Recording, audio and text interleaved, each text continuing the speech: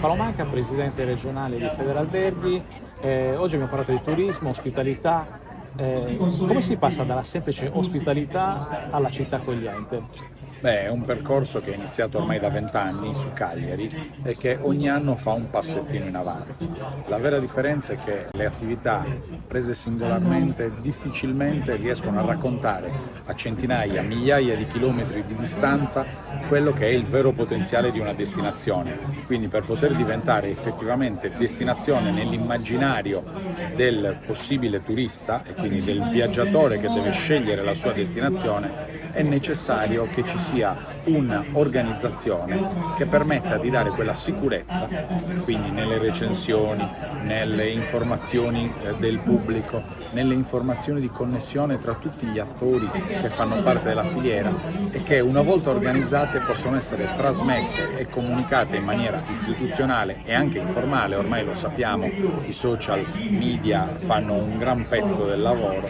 Tutte queste connessioni, una volta messe a sistema e portate avanti in maniera ordinata, permettono di creare quella sicurezza e facilitare la scelta di chi dall'altra parte d'Europa sceglie poi di arrivare a Cagliari e utilizzare la città come propria meta delle vacanze e non solo come un passaggio.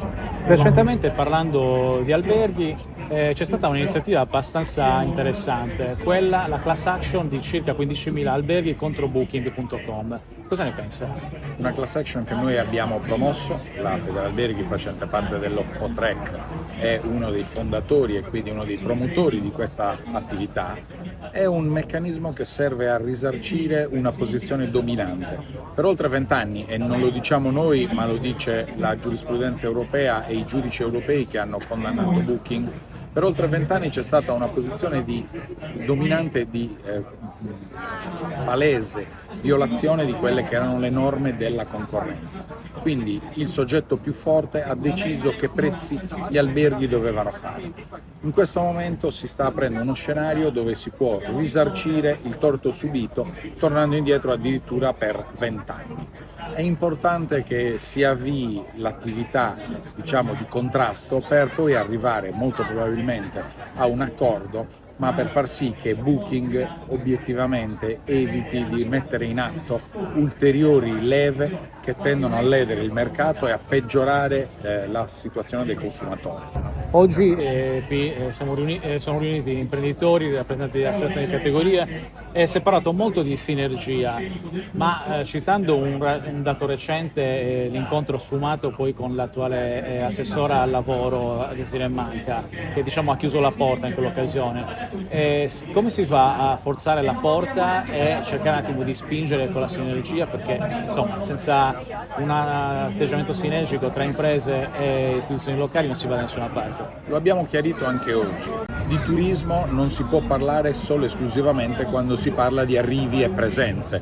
Di turismo bisogna parlare quando si parla di sanità, di turismo bisogna parlare quando si parla di viabilità, di urbanistica, di lavoro e quindi di vita sociale, di movida, di rumore. Perché? Perché ogni volta che si prende in considerazione una parte di vita e di sviluppo sociale di una destinazione, si deve pensare anche a quale sfumatura hanno queste decisioni e quale impatto hanno queste decisioni dal punto di vista turistico.